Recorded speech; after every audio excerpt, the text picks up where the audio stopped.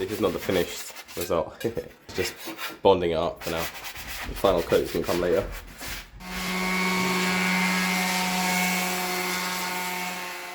So the sander I'm using in this video ran out of stock at the time of editing this video. So the next best sander I've used, which I'll leave in the description, is one I'd recommend for quality and price ratio.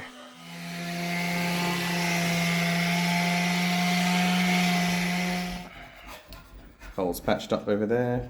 Basically this wall is really shit. It's really uneven. It's got some weird glue texture on it. So it's taking off all the loose bits and wallpaper. And it'll probably easier just to skim this wall. It's off, easier that way.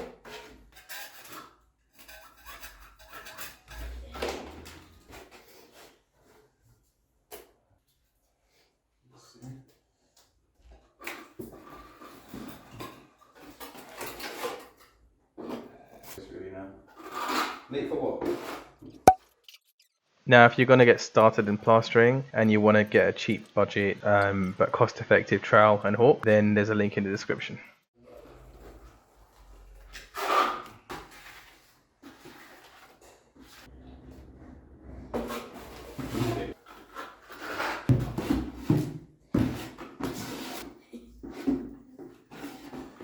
Shall we load the car, Dad? Because we need to go and get some food like straight away before it closes.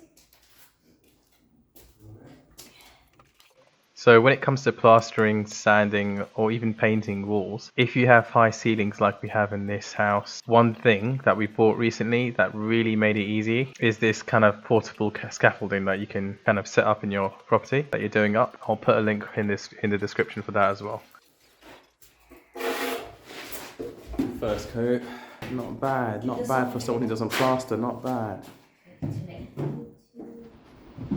is it so windy? I just don't understand. Ah, I fired. Okay. Just doing the rewiring, pushing all the wires into the walls. It's getting removed, and then push it into the walls. Even that one over there.